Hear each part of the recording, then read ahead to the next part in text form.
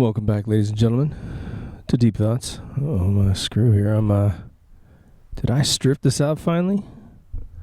Uh-oh. I gotta change microphone stands. Unbelievable. I stripped this thing out after all those years. God, mic stands are a pain in the ass. Good thing I own a few. Oh my God, I think I just burned about 200 calories just setting up the show here. It's a Monday evening after it was a scorching near 100, if not 100 degree temperature here in Southern California, which is kind of rare. Now, they did spray us profusely before this day of amazing high pressure. And if you research chemtrails, you'll realize that they erase storms. And when storms are erased, you get high pressure systems, right? So I was thinking today, it's nice and cool. House is chilling out. It's cooling down now. Southern California, we don't have any air conditioners unless you're a business. So I thought I'm going to let the house totally do its thing. And I'm going to sit out here and do a show.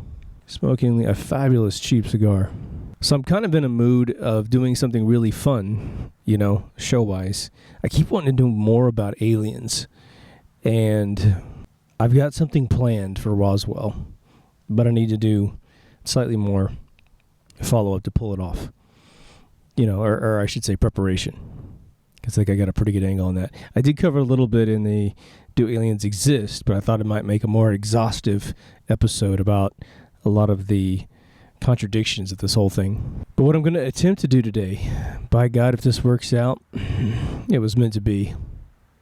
Because, I don't really prepare for any of these shows. I don't go look up a bunch of stuff and then walk out on the patio and go, all right, just talk about this and that. A few shows...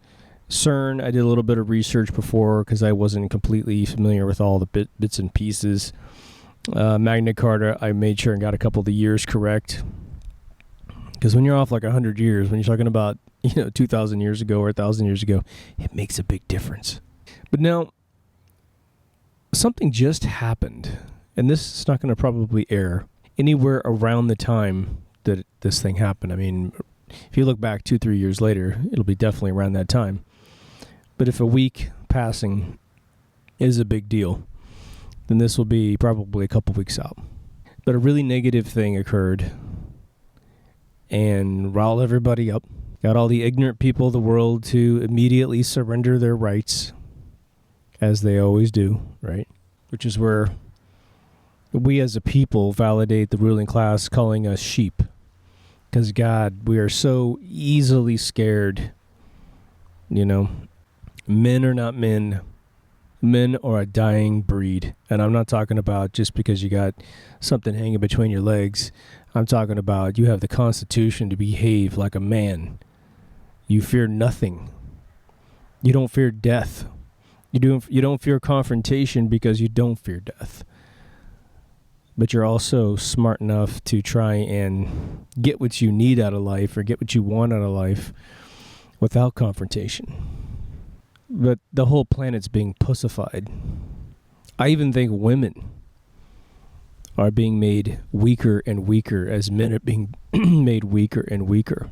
So I thought about making an episode based on all these concepts called, avoiding negativity or something like that, because I'm seeing a lot of people get drawn into the negativity of these events that are orchestrated by our government, absolutely orchestrated using actors, better known as crisis actors. They use old scripts from movies. If they ever find anything works, they reuse it in other countries. It's really horrific, right? They always try to tap a demographic too. There's got to be one key demographic of one of the events that sticks out like crazy.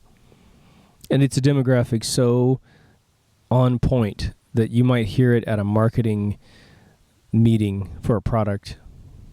But we got to hit this demographic where they're massacres, they're orchestrated massacres. And it doesn't mean that people don't get hurt. It doesn't mean that people don't get killed. But the people making 15 videos in their hospital bed, supposedly having survived, 4 .308 rounds through their chest, that's just playing on how ignorant human beings are about what a .308 round looks like going through a human body.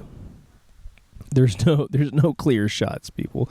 It's not like a cartoon where it goes through and water comes out when you drink a glass of water. But I think that's what people think, right? But when one of these things happens, And I've got a show on false flags coming out here, maybe before this one, I don't know. Because it's important that you know that those things are really exist. They're really an option in the agenda of the world leaders, you know.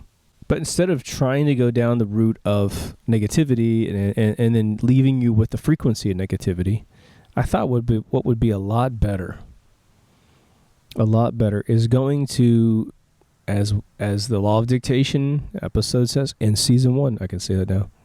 In season 1, I forgot what episode it was, but we don't want to get to B where we want to be by focusing too much on A.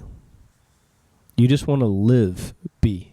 And so, now, that doesn't mean we walk by, you know, a bunch of executive orders that steal our country away from us. It doesn't mean we walk by as drones are put in the sky to survey us and, you know, robot cops or whatever. You know, we're not talking about that. We don't want to give the emperor new clothes, right?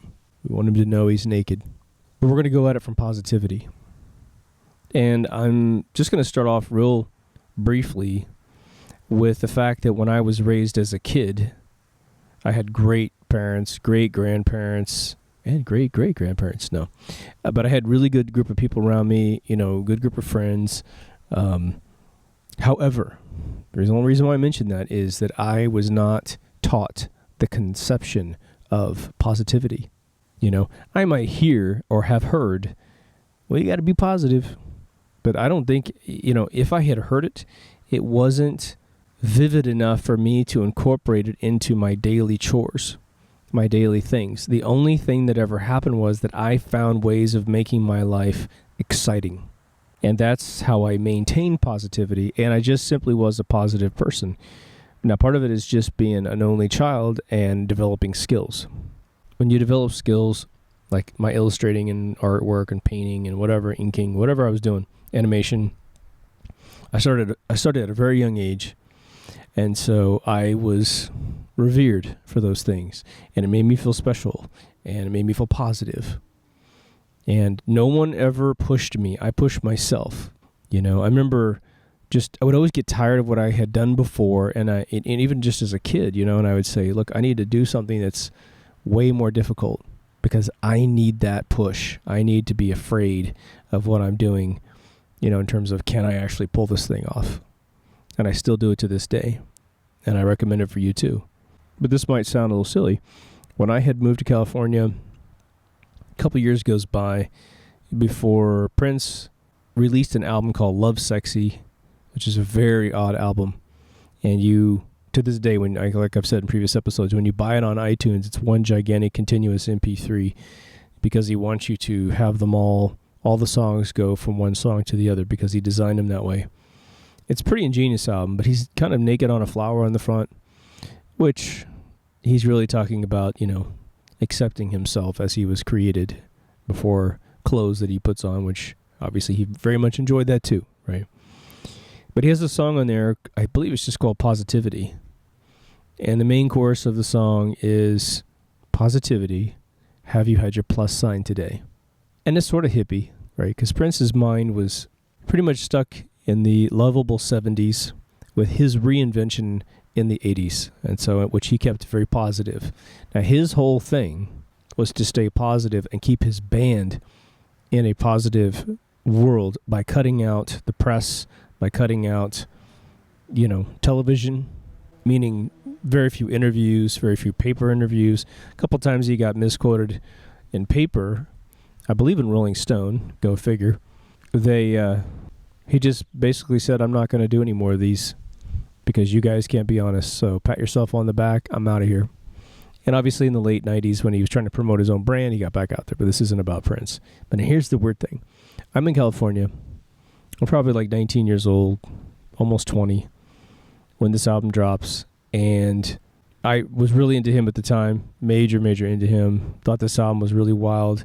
Although I did think it, you know, not all the songs were my favorite songs of his career, but I just remember this kind of weird song called Positivity because it's not one of my favorite songs. It doesn't have, it's kind of really slow and strange, and it's got his kind of lab sound to it. But in the end, that song tattooed on my soul. It's it's really strange because my most coveted songs that he's ever done, I have to remember that they existed. Like DMSR from 1999, one of my favorite songs of his ever. But I'll forget that song exists until the first bar plays, and I'm like, oh my God, that song is so good, right? But what happened as a result of hearing that song was that I thought about being positive. I thought about it being important to think positive. What's interesting was I was already positive. And so the song's value to me at the time wasn't extremely high. And so life went on, and probably within 5 years, life got tough. I mean, I was still very successful. Things in my personal life kind of went up and down in relationship land as I tried to get more serious about life. And then, comes back to positive. But in the end, I had lost the lesson, the tome of how to behave and how to think, until I started using Tony Robbins stuff, probably about 93, 94. And he was saying, being positive is something you're probably not going to pay attention to if I simply say be positive. You just won't pay attention to it because you think I'm coming at you with dumb ideas. But he says, I want you to do something, and I've talked about this once before. I just want to say it again since we're on the subject. He said, when you're sitting at your desk listening to me or wherever you are, sometimes he tells you to get up and stuff. He goes, I want you to frown. He goes, I want you to frown like you're really upset. And he goes, I want you to feel the way you feel. Just study your soul, study your consciousness. And he says, even if you don't feel like it, just as a pure exercise, smile. Smile a gigantic smile as intense as you possibly can, and study how you feel. And if you haven't done this exercise, do it right now. And he said that once you smile, you will feel sort of your chest change, your consciousness changes, almost as if the muscular configuration of your mortal coil either filters or dictates or associates with your soul, meaning your consciousness, right? This positive feeling, which is big. And so I did it, and I immediately felt what he was saying. And so when this bad news came around here on that one Sunday morning, because of who I am, a lot of friends are concerned. A lot of friends automatically assume that these things are false flags, which in this particular case most definitely was. And so they contact me. Tons of messages, private messages out of Facebook, tons of text messages, phone calls in some cases. And people just want really basic answers, really. Is this fake? And if it is, where do I look? Now, the beautiful thing is there is an army of sort of InfoWars people, not Alex Jones's guys, but just people who are fighting the war of truth against the absolute river of mass media lies to make these things appear as if they're organic. But I'm sitting here in a pretty good state in my life. A lot of things are going great, right? And so here comes this thing, and most of you too, right? Most of you have just these wonderful lives, and here comes the bad news. And so it sort of takes a crap on your day. If you are an empathetic person, which what's wild, I just thought about it just now, like every human being I hang out with in life is very empathetic. And so they suffer when others suffer, and they feel it. I have a lot of acting friends, and they are built on empathy. Their whole career and capability is built on empathy, and they're destroyed by it. And consequently, most of them are trying to go after our freedoms as a result of that empathy hurting so bad. And you really can't blame them because they feel the pain maybe more than we do, to be honest. They're actors. They're famous people because they're so damn good at it, So first, you don't think of those things when you're in the heat of the moment. But this is about positivity. And so I'm getting a barrage of comments. And if any of you have sent me a comment, don't feel bad at all, man. Don't feel bad. It's totally fine. That's my job, is to,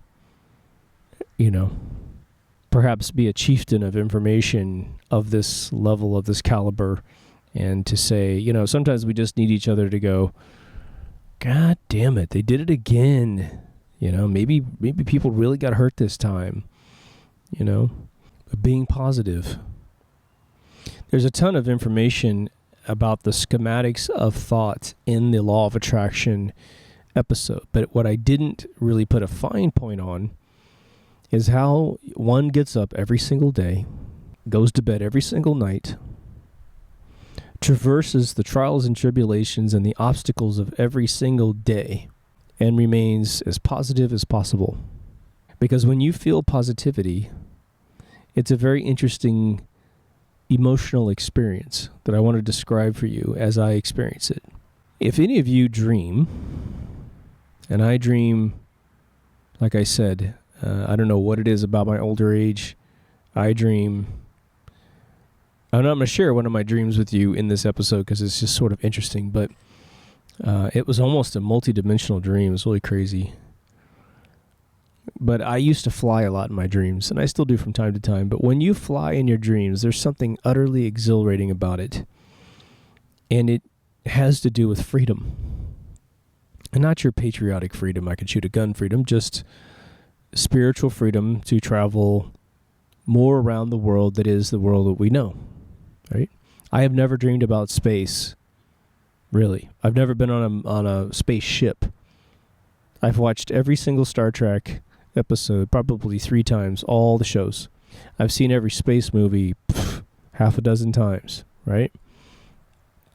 If I play a little game on my telephone for, say, 2 hours, or I play a video game on my computer for a couple hours, I dream it. I dream the mechanism of the game.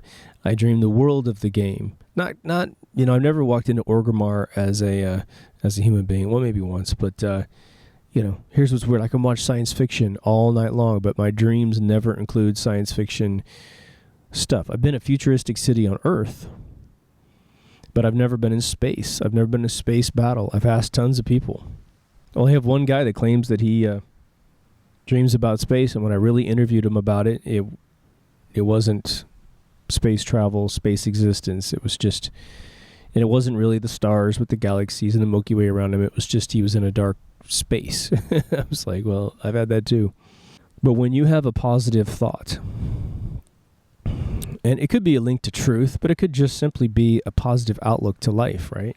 You sort of spiritually, for wherever you are in the room, ascend and become free, like you're flying, like a Superman, except you don't have a job. You just fly around and have fun, right?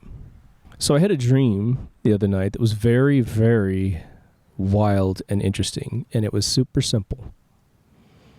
I've been studying my dreams like crazy because I'm trying to decipher their common denominators, what they really are, and I've got a show about dreams and I've got a show about dreamscaping, but I had 2 epiphanies, 2 interesting things. One sort of an epiphany and one sort of like, whoa.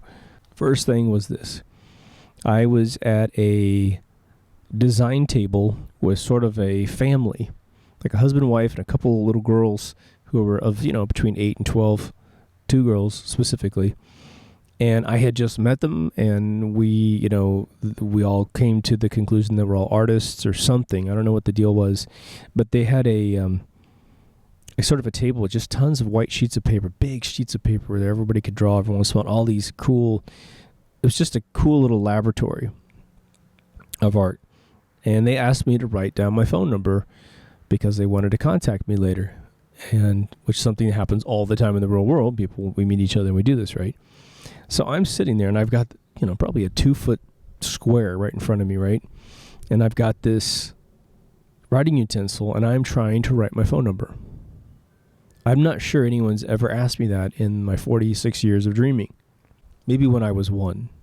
So I tried to write my phone number, and I ended up writing a completely weird number that doesn't match my area code. And what was really strange is it was this moment that I figured out that in most of my dreams, my appendages, my arms, never really feel sentient. And I feel other people's arms around me. I don't really use my limbs in my dreams, because what am I? I am a consciousness. I'm like a ball of consciousness. And so I'm trying to operate this pen, and I feel like my hand is sort of like spaghetti, as if at that moment my hand said, or my consciousness said, we don't use hands. What are you doing? If you want those numbers to exist on that piece of paper, you merely will it onto the paper. And I had never really written. I didn't go through the orchestrated hand mechanics of writing the first number. It was just there, and it was there complete. And then I looked at it, and this is in the middle of the dream, and I said, I should have flipped into lucidity, but I didn't do it. I go, well, that's not my number. And then they're all, well, what is your number? And I said, what is my number? And I remember just sort of like shaking my hand, like, what the hell is my number? And I felt really weird. I didn't feel old or anything. And then I realized my area code, and I wrote that down. And I realized what my first 3 digits of my number are, and it wrote down wrong.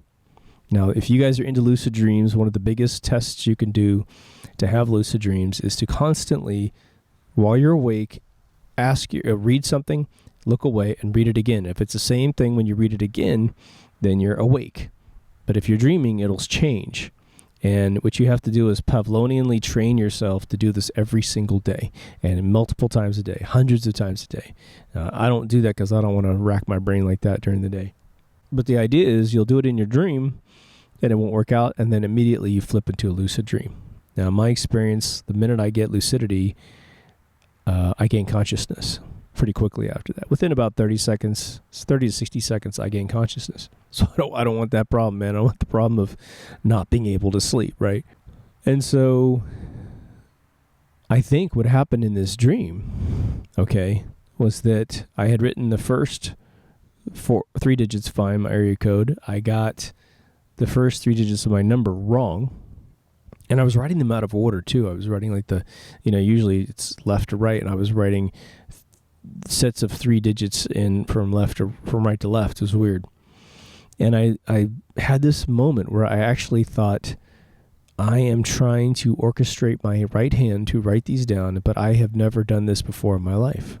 And that's when I had the other thing happen to me. It was very, very vivid and just bizarre, man. I got an episode in the editing bay that's going to be out before this episode. It's about holographic universe.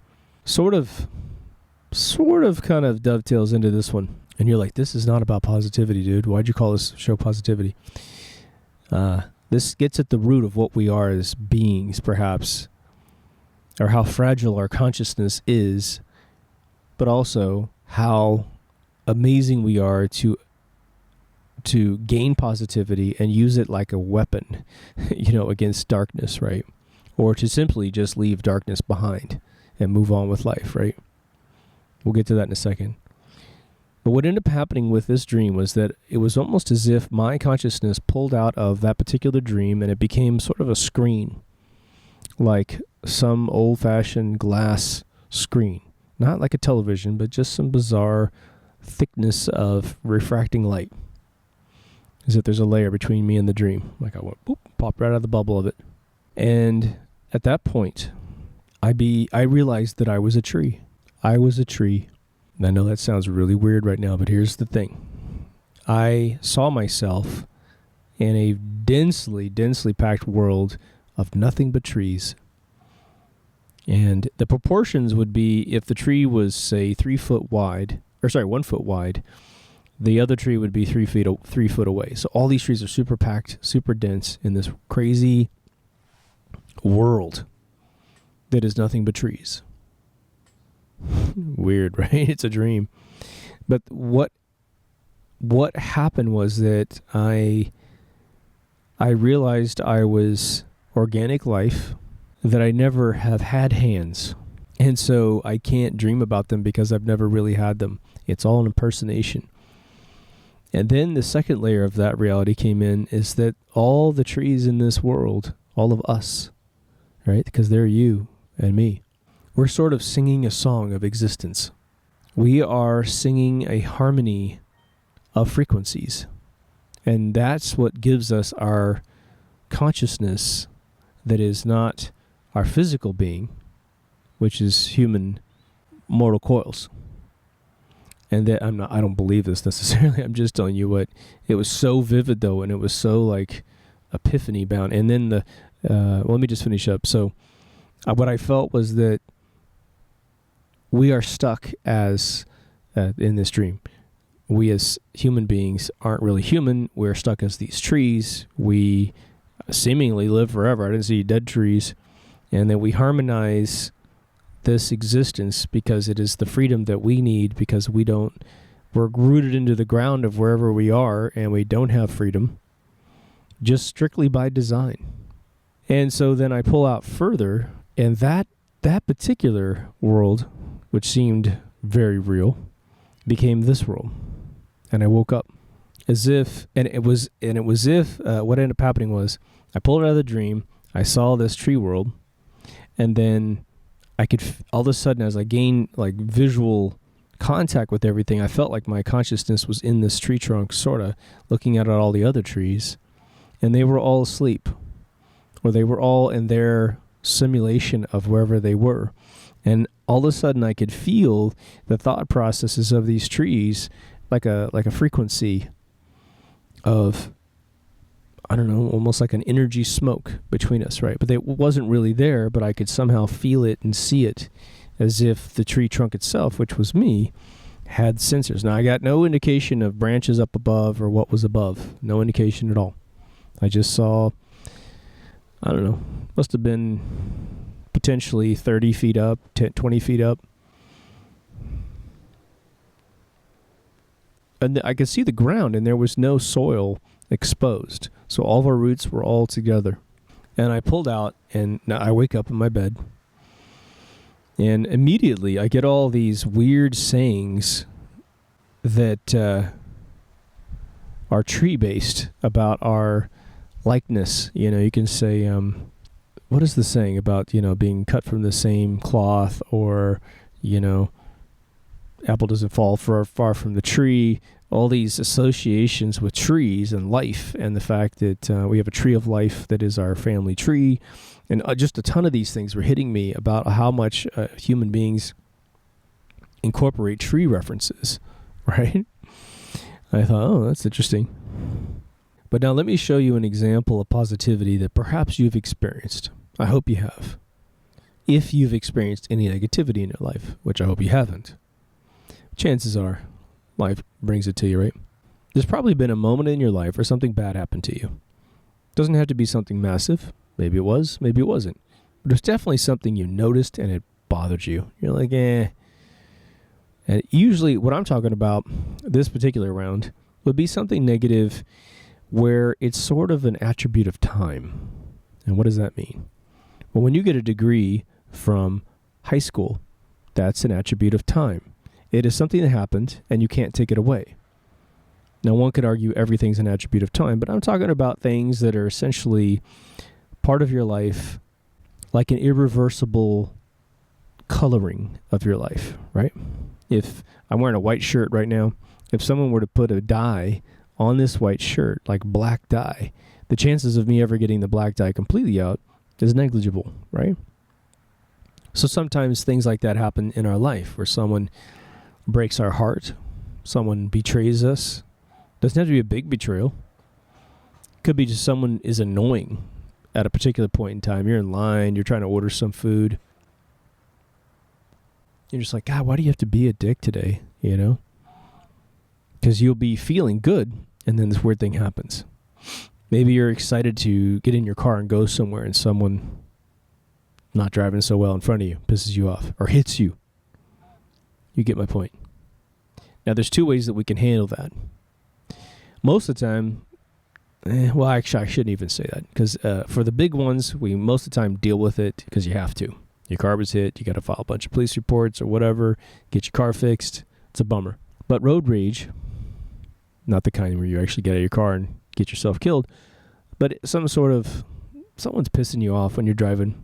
During the trip, from where you're starting to where you end, that trip just sucked. You feel it. It just sort of has a sum total of positives and negatives in it. But the second you get out of the car and really start living life, you don't remember it at all. The tens of thousands of times you've been frustrated with someone in front of you or behind you or beside you, someone texting and driving, missing a green light, you don't remember it. And so in those particular cases, you essentially leave the stain of time, of negativity behind you, and you simply move forward past it. Now, there's an old phrase that says, easier said than done. Now, obviously, negativity can't be generalized well, because there's so many levels of it. There's so many different species of it. Some of it seems to be embedded in your soul, and some of it seems to bounce off of your soul. But here's what I want to suggest when it comes to bad news, because I've said this several times in different ways on the show, and I want to be very, very specific in this particular episode. It's not important that you know all the bad news in the world. It's not. There's some types of news that you want to know, even though they're bad. You know, I thought about, I'm going to give you a really good example here. Celebrity deaths are a big deal in the world. We get a little drop of adrenaline in our body when we realize someone's passed away, and then we have all the other dopamine emotions, which are negative. Remember, dopamine's like a stem cell of emotion. It can go one way or the other, same chemical. But like I said, we all learned that Prince died, and I've done my tribute, and I've talked about him several times on the show. And it got to me today, coming home from lunch. A funny thing happened on the way home from lunch. There's my next movie title. And this is how sort of pathetic I think that I have let this dark information affect me. The chances are that I would never have met Prince in my entire life. He is one dude I have been a fan of probably more than all their musicians combined. And I just kind of said he's super duper private. I don't know if I would have anything to contribute. Once you meet a few celebrities and you realize if you don't have something in common, they need to go on with their life, you know. So if you don't have something profound to share with someone who's already profound, then it's just an accolade to get your picture taken with him or something, which I never do. The other one is, he does concerts, but his concerts are really sparse and random, and I don't follow the guy that much because I feel like a stalker. I got buddies who perform all the time. They're always calling me like, dude, why aren't you coming to our concert, man? Like, you do a bunch of our business for us. Why don't you come to the concert? I'm like, I'm busy, dude. But what's the difference? For me personally, now that Prince has passed on, what's the difference? The difference is that there's a binary bit in my brain that now knows, I guess I know, that he's dead. That's the only thing that's changed, is that I think now he's no longer a body in this world of mortal coil. The mortal coil that I saw portrayed on camera and that I heard his amazing sound tones using instruments in his own voice, the best instrument on planet Earth. And that got to me. That bothered me a lot. Bothered you a lot too, some of you, right?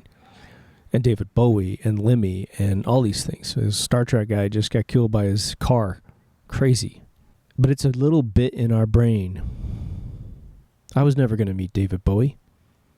I've met, I guess technically speaking, Lemmy at least once, and I've seen him a dozen times at the Rainbow on Sunset. And I do like the fact that he was there. I think he represented the place. He was the mascot of that place. And I like the fact that he was happy and having a blast, which is the way he went out, you know? Albeit too soon. But when is too soon? I don't know. But here I am allowing this bit in my brain to make me feel sad that Prince is gone.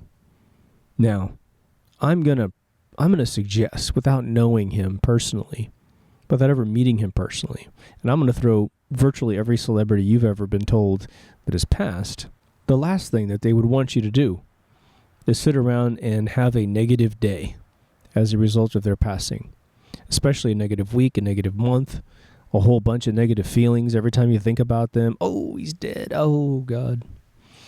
They want you probably to celebrate their life like a pharaoh. What's the pharaoh believe? Well, as long as their image exists and you know that they existed, then they live on. So I'm driving home and I'm thinking, because what it was is I went to lunch and they played Kiss on the radio, Prince's song Kiss. You know, I don't sit around just playing Prince music constantly. I move on with my life just like he moves on with his life. But I listened to it and I was thinking, damn, this song is so brilliant. And what I heard for the very first time today, this is funny, just as a little side thing here, is the very last note he sings on that song is this really weird note at the very end. And I thought, God, that was crazy brilliant and just weird, because it sounded obviously fine. It's probably one of the most perfect songs he's ever done, right? But anyway, so I'm driving home and I'm thinking, finally, that's a positive experience. I'm so sick and tired of people playing Purple Rain. So anyway, that was good. And I thought, this is how I'm supposed to remember Prince. This is how he would have me do it on a bad day, is be positive. He's gone now. A lot of us lose very important people in our lives, right? Now, when you lose someone very close, it's very different. When you lose someone young, it's extremely different. And those, again, are those ones that are deep in your soul, and there's no generalization that's going to address that particular issue. Just to touch on death for a split second, because it's one of the heavier negative arcs of life that is very difficult to deal with. You know, I've lost some really good friends in high school, and one of my buddies was in a car accident. He was on the back of a motorcycle. I mentioned this a long time ago, and he died at 19 years old, and I was 17 years old. No, I think I was even 16. Sorry, 16. And it was just a tragic situation. I had seen him that night. He and I ate some crappy food together. We played some pinball together, Hot Pursuit pinball. And we were becoming closer and closer. We had not been able to become closer until after he graduated from high school, and we just happened to find ourselves at a convenience store pretty much 3 to 4 times a week, down from my house, a block from my house. And so he was as cool as I thought he was, and he and I finally, he got the chance to really meet me. It was cool, right?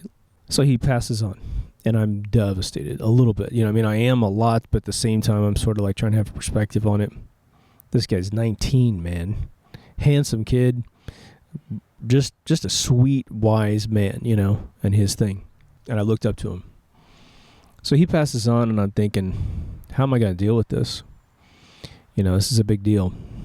And my attitude was this: whether or not this has any bearing on reality, this is how I dealt with it. I was within a year of coming out here to California from the Midwest by myself. And so what I said was, all right, buddy, this kid's name is Randy Martinez. I said, you're coming with me. You get your soul all packed up. You say goodbye to your family for now, which is sort of a joke because he could see them anytime he wants to. But I said, you're coming with me. And all the success that I have and all the hard work I'm having, you're going with me. And he was hardly a nerd. He was completely the opposite. And I was sort of like this, what I am today, and that's what I was back then. A little goofier looking. So as I succeeded in California, succeeded in all these crazy, and I went right into this crazy world of living with these, sponsored race car drivers and meeting all these crazy racing families. And it was just like, my God, I came from a teeny tiny town where everything's dirty constantly. And I am now in spick and span Ventura, in Ventura County, and Ventura, the city in Ventura County, and I'm doing all this crazy stuff for at least a month and a half before I got into the computer business professionally, right? So I took that negative thing, that horrifically negative thing, and I spun it so unbelievably positive that I felt stronger with his presence in my life. And I can't say that there was a single moment that I felt Randy with me. I wouldn't necessarily approach a problem and say, what do you think we should do? I never talked to myself like that and talk to him. But what I would do from time to time is when I succeeded really, really heavily in a particular area and life just could get any cooler, which I had a ton of those experiences when I first came out here by myself. It was terrifying and it was exciting all at the same time. I would talk to him a little bit. And I wrote a couple songs about him too. That's just one way to move that negative thing into a positive thing. I think that once you can look at the logic that everything is in an infinite loop, and I'm not saying that as some cheesy thing. I'm saying that as a very serious thing. All energy is merely transformed. It doesn't have anywhere to hide in the universe. So it slows down, and it's called mass. It speeds up, it's called energy. We can't detect the consciousness energy that we're made out of, so we don't think it exists if you're some scientist, right? Again, once scientists get rewarded for memorizing and repeating, they become left-brain Prussian machines. And because they are revered as being the most intelligent people on our planet, the real impact, the negative impact that has on our society is that we say they can't conceive of consciousness, therefore consciousness doesn't exist. Some people fall into that trap. Kurzweil has fallen into that trap. But what's really weird, until Einstein came around, most of your ascended thinkers, people that seemingly did magic, right? Faraday did magic. Tesla was triple magic, right? They were very spiritual people. They believed in a creator.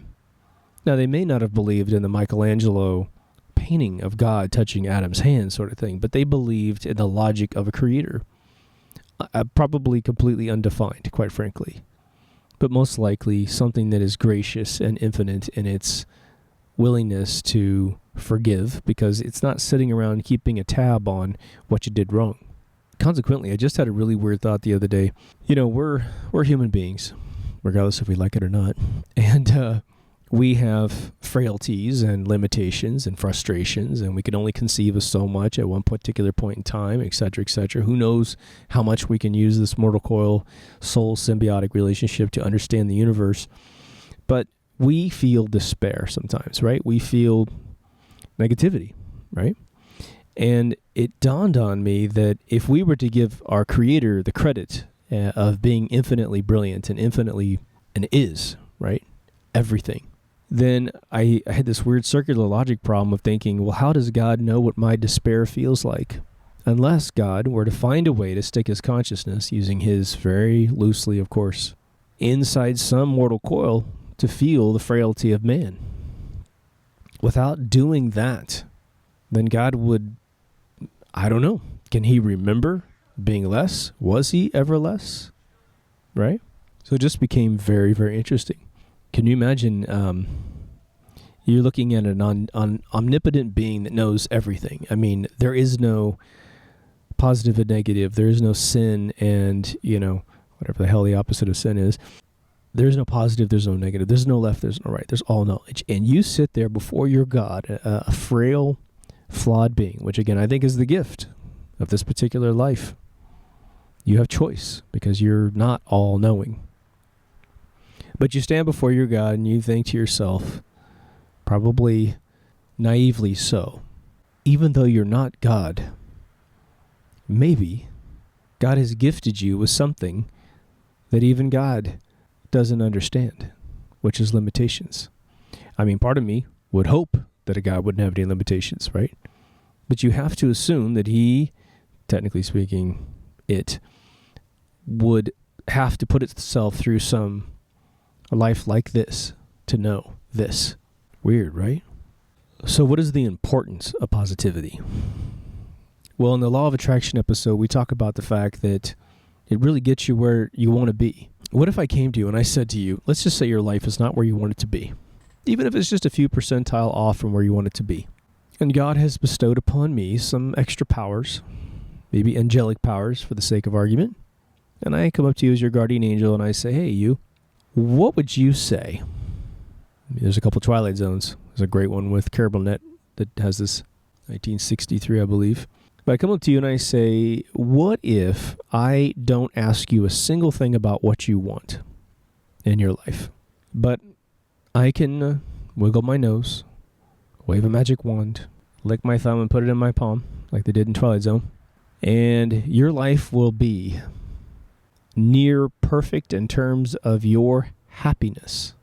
I don't tell you where you're going to be and what you're going to be doing and who you're going to be with or any of that stuff. I simply say I can bring you happiness. Now, let's just make some assumptions. If you're married with kids, I'm not going to do anything to remove you from those family members. But I'm going to take you within your current eco-cycle of life, and I'm going to make you 50% happier or 100% happier, whatever your percentage is. At one point, you might say, well, I don't know, I want it to be on my terms. Some of you will say, no thanks. I'm going to go through all the trials and tribulations of life because I recognize that this journey, positive or negative, is what I'm supposed to be doing. Positivity is sort of your guardian angel. That's what I'm going to suggest to you. And what I'm going to suggest on top of that is that your natural wills and desires, as they really equal positivity in your life, right, are like this. But I know what some of you might be thinking. Some of you get to the end of this thing and you're thinking, oh my gosh, this is just one of those positivity seminars where it's easier said than done philosophy, and life can really suck sometimes. Well, depending on how much you're in the negative swing of things, definitely go see the episode on suicide. It doesn't mean that you have the slightest tendency towards suicide, but there's a lot of framework in that episode in season 1 that will help you have perspective. But I'm going to repeat some wisdom for you. There's a great series on HBO called Carnival, Carnivale. Unfortunately, you can't see it on Netflix. So you have to have HBO Go, or you got to buy the box set or something. But there's a scene that I'm going to repeat in here because there's a character named Brother Justin, played by Clancy Brown, who's an amazing actor. And there's a point where he puts himself on a bridge, an overpass, and he threatens to throw himself off. And a cop comes up to him. This is like circa mid-30s, Dust Bowl era. And this police officer comes up to him, and it's back in the good old days when people were good to each other. And he looks over to that guy, and he's been closer and closer, trying to do the grab, And he says, hey, buddy, hey. He goes, hey, whatever happened to you, I just gotta, you gotta know that it's happened to someone else already. And because this is a script, because these words are all designed, you better believe that the writer who wrote that thought long and hard about that particular phrase. What can you say to a guy on a bridge about to jump off that sort of beckons to a simpler era where we weren't so dark? And the wisdom from that time frame was, whatever's happening to you right now has already happened to someone else. And the inference is that they survived, and so will you. It is hard at times to remain positive and to buy into this. Sometimes you buy into it completely, but you're sitting there going, man, it's like someone hitting me with a flash grenade every 2 seconds of my life, and I simply cannot focus because the disturbing force coming at me is so overwhelming. Let me make some suggestions. And I'm probably going to spite myself a little bit here because I'm coming to you through one of these means. There have been a lot of doctors who have said this, who are homeopathic doctors, and there's even gurus who have said this for thousands of years before different types of media existed. And they all say the same thing. One of the first things you want to do is remove from yourself the negative frequencies that you can remove. For the most part, any sort of current affairs news, get rid of it. Any television show that makes you feel negative, get rid of it. I would suggest really policing anything you put through your television, because you don't know what hidden messages are out there to make you feel futility, negativity, despair, etc. Be very careful. Film, same exact thing. Most of us ingest our films through our television, so that should sort of go without saying. Music. There's certain music that will uplift you, and there's certain music that's depressing. What's really weird is that white people really love depression. It's a weird thing, man. We have the emo kids. We have the goth kids. We have bands like REM. Just utterly depressing lyrics about a depressing life. And people cathartically get off on it, and I don't get it at all. You watch Motley Crue, and you don't have a bunch of depressing music. You have a bunch of uplifting, top fuel dragster music, But at this point in your life, if you're struggling to maintain the frequency of positivity, try to surround yourself with whatever makes you happy. Forget what anything I said about opinions about things. Whatever will absolutely uplift you, do it. But now, I would say remember that, because we're going to get into people that you hang out with, but this also, let me just actually talk about the people you hang out with for a split second. If you have a choice, and these aren't family members that you live with, definitely audit your friendships for the moments that you're struggling and schedule a lot less exposure to them, such that you don't surround yourself with people that are negative. One of the best pieces of advice I ever heard from my mother was that people that are depressed will always bring you down and never bring you back up, or never bring you up. And there's nothing you can do to bring them up. You just can't, because they have a chemical imbalance. They have too much negativity in their life from different sources.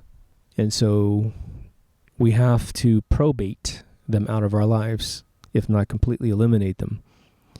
Now, if you want to experiment with this, I would say push them out of your life for a week or two and see how your life goes, and do all the other things too, right?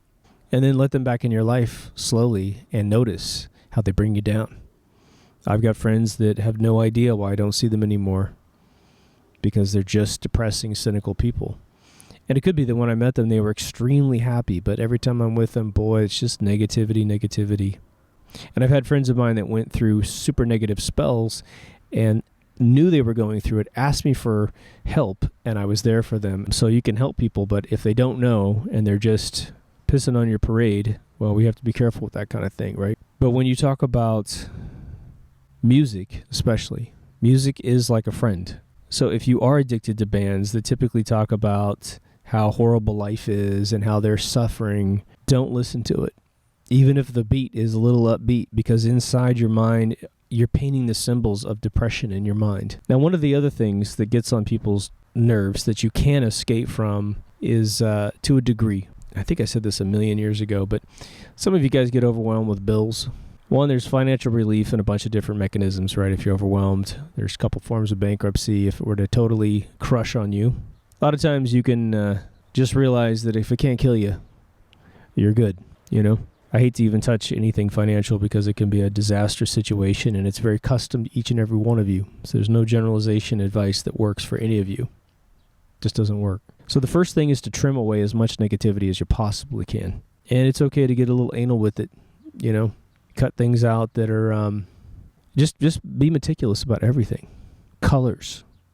If you're dressing in grays or blacks and that doesn't turn you on, whatever, try a color. Go get a shirt that's got a color in it, some prime color, which is what we loved when we were children. Pure reds, pure blues, pure orange, pure yellow, green, everything. At the same time, try to make sure that this doesn't feel like a trap, or a cage, I should say. That somehow you have to climb in a cage of regulated positivity to get positive when things are down. Nope. Go outside on a clear day, look through the clouds if you can, and look up. It could be at nighttime, could be daytime. And I want you to see the infinity of sky and realize that's where you are. You really are a living being at this location, wherever that might be, and something much bigger than you is going on. Whether you're scientific and atheist or you're a totally spiritual person, realize that it's just a bunch of other human beings, right, that make you feel one way or the other. The fact that we need money is an idea that we have adopted into our existence. The fact that debt exists is just a concept in your head, right? A lot of sicknesses are simply ideas that we manifest in our minds that make us sick. Now, at the same time, positivity-wise, you need to regulate your diet. Now, I'm starting to teach my students something different here, which is, I'm teaching students how to get into the video game industry and the film industry. And I say, look, if you're involved with either a film project or a normal-sized video game that'll take 2 years to make, you're running a marathon for that many years, 2 to 3 years. You work on Avatar, you might work on one for 12 years, right? And I said, look, you have to go to sleep at a certain time of day. You have to have enough energy when you wake up in the morning to pop out of bed.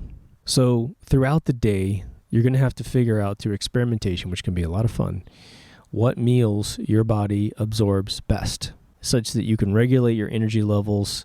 And yes, it might get boring, technically speaking, that you might repeat a meal over and over and over again because it 2 or 3 a day. There's all kinds of stuff on the internet now. There's no reason why you'd ever have to eat the same meal twice, technically speaking. I like doing that because my body just gets used to this nutrition hits at 2 o'clock, this nutrition hits at 5 o'clock, et cetera, right? There's a lot of folks that eat every 2 hours. They graze, whatever works for you. Just know that that everything in your body essentially metabolizes into two things, really. Sugar and fat, right? Fat is fat, sugar is sugar. Sugar cannot become fat, okay? Anyone who tells you that doesn't know what the hell they're talking about. And fat cannot become a sugar. But both of them can be consumed to create energy in the body. That's why we put fat on in the wintertime, and we burn it all off. It converts to energy. You are a certain size. You are a certain height. You have a certain natural weight. Some of you are thicker. Some of you are skinnier. Whatever you are, love it to death. Endorse it. Remember, there was a time when Mick Jagger wasn't considered the coolest looking guy on planet Earth, and then he became a sex symbol. So it doesn't matter what you look like. You can turn confidence into absolute appeal to yourself more than anything, right? Our bodies are not supposed to ingest, regardless if you and I do it, pure sugars. We're just not.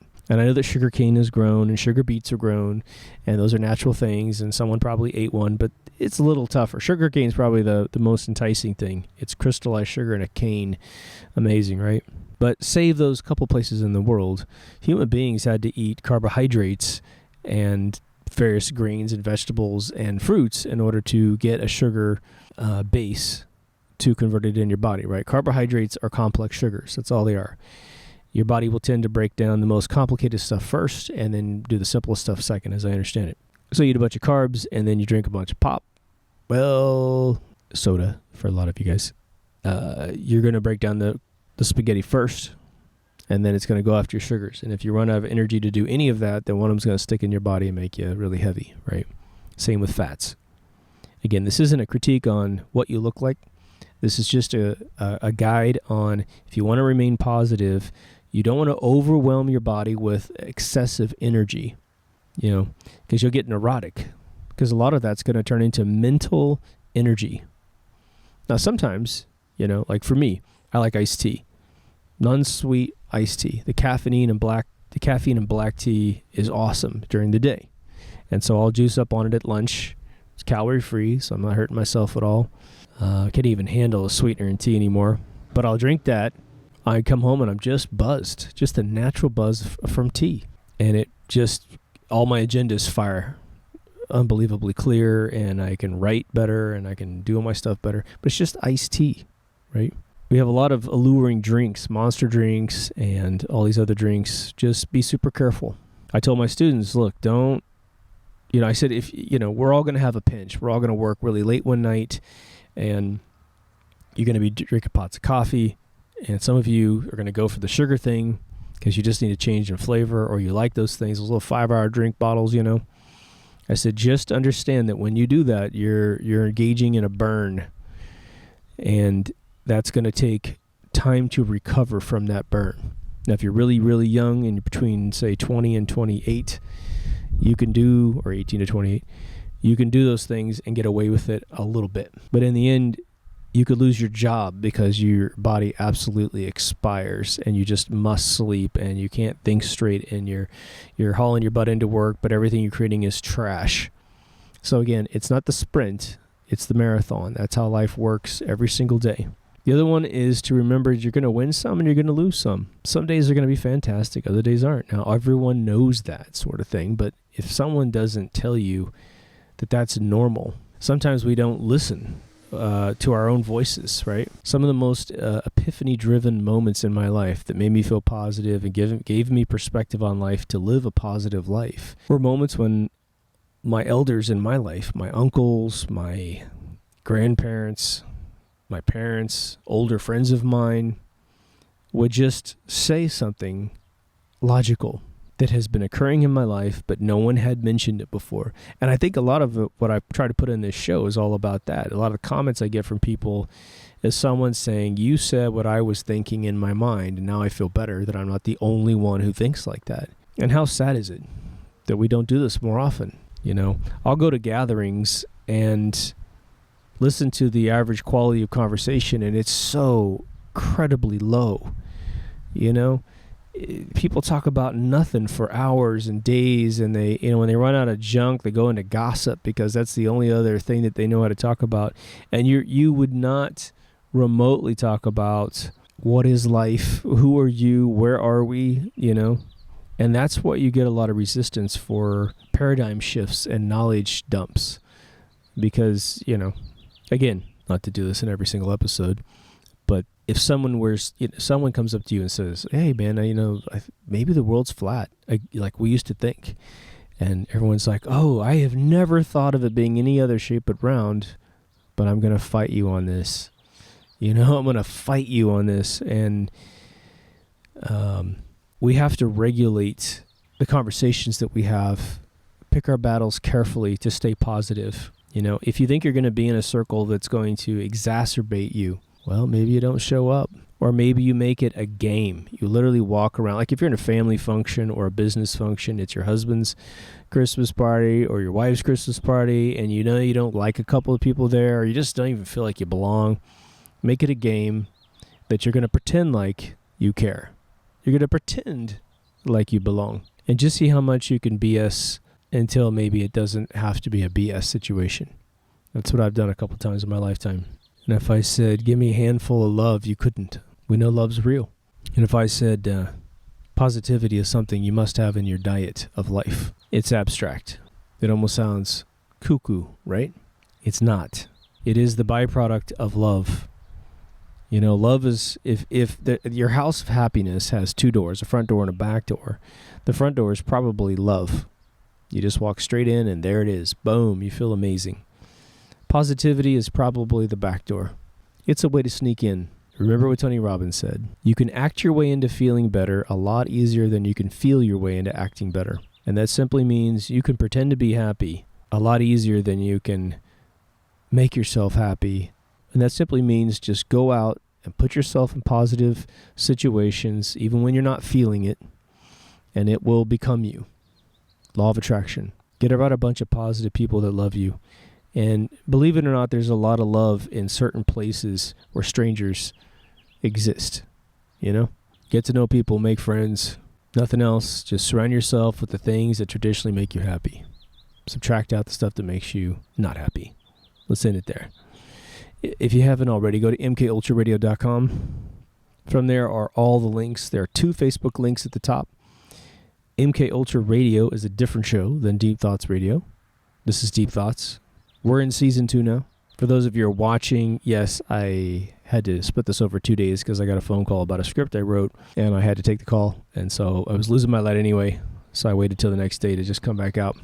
Luckily, I had another white t-shirt. Yeah. All right, folks, take care of yourself and someone else, and I will see you in the next Deep Thoughts.